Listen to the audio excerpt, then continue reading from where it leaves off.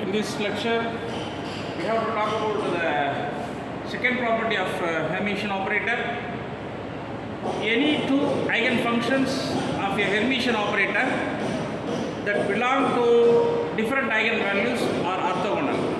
This is the second property.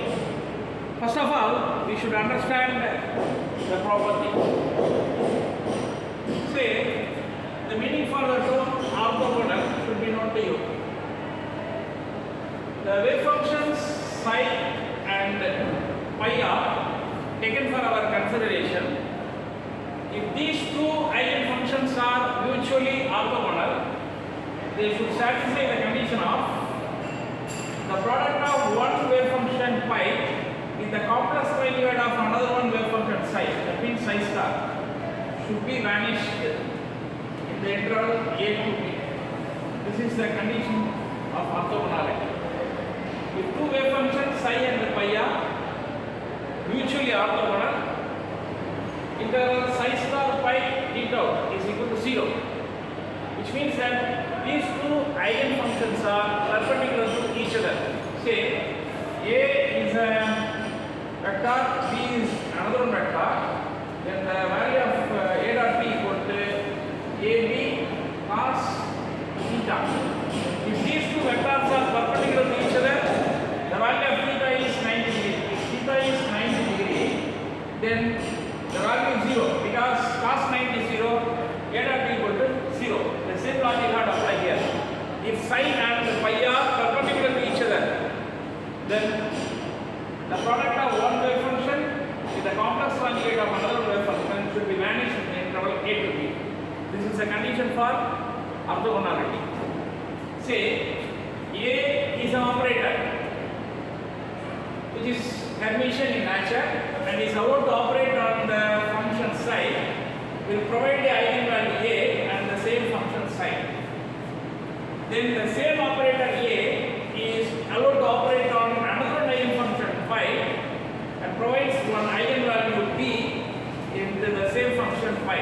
Now we can call these equations 1 and 2 eigenvalue equations.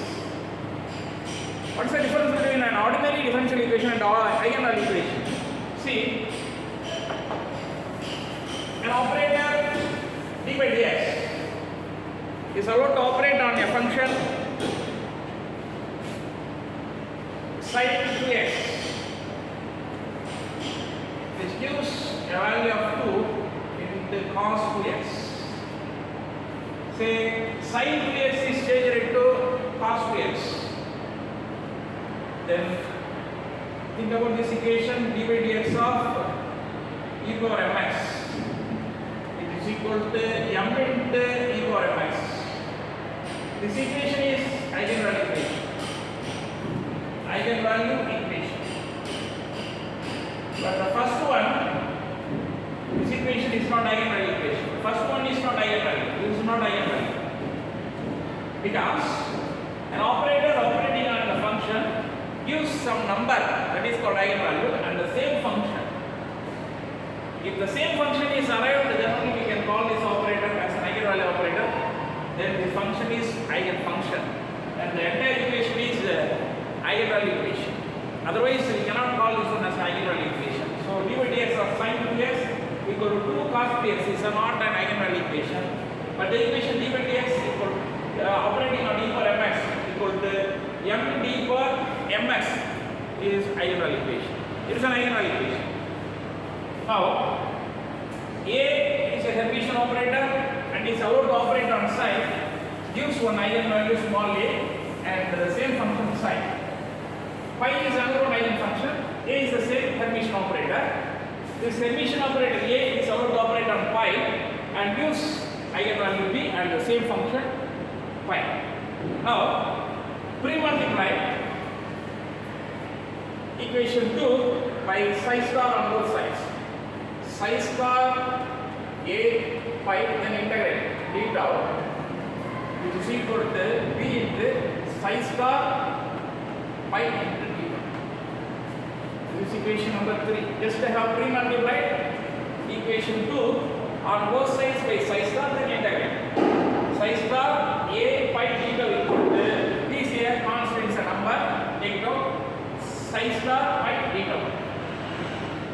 use the property of Hermitian. If A is Hermitian,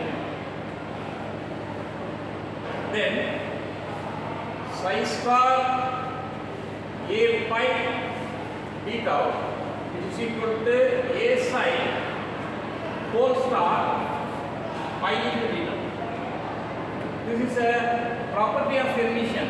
If an operator A is Hermitian, then psi star A pi into d tau is equal to A psi whole star pi into d tau. But we know the value of A psi. A psi equal to small a into psi. From the eigenvalue equation, we can write. So this is psi star A pi d tau, which is equal to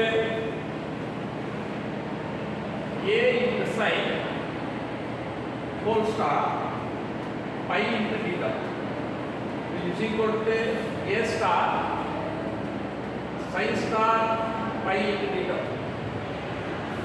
This is A into psi star pi d tau. The value of psi star A pi d tau. This is equation number 5. Here I have used the first theorem. All the eigenvalues of Hermitian operator are real. So S star is equal to A. See the equations 3 and 5. 3 and 5. Now, the value of 5 minus 3 equation 5 minus equation 3 gives the left hand side is 0 because psi star A pi d tau is present in the left hand side of equation 3.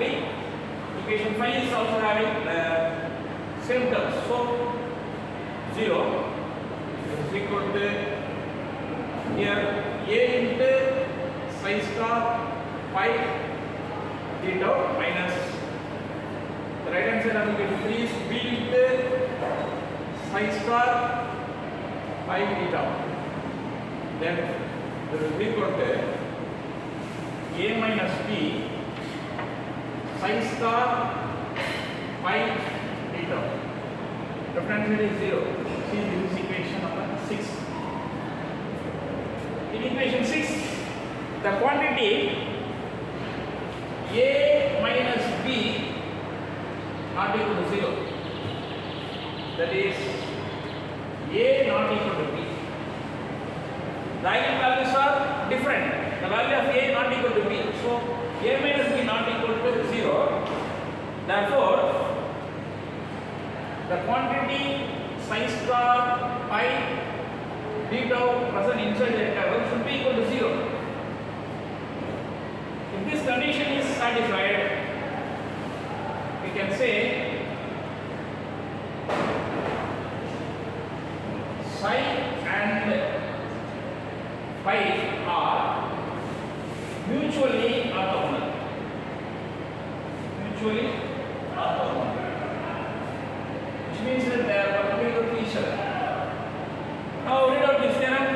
Any two eigenfunctions, psi and pi are two eigenfunctions of a Hermitian operator. A is a single operator that belong to different eigenvalues. The value of A not equal to B.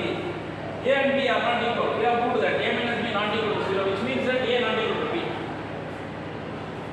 Are orthogonal. Which are orthogonal? The eigenfunctions are orthogonal, which means that pi star psi star pi d tau or pi star psi d tau is equal to 0, which means that the two eigenfunctions are perpendicular to each other.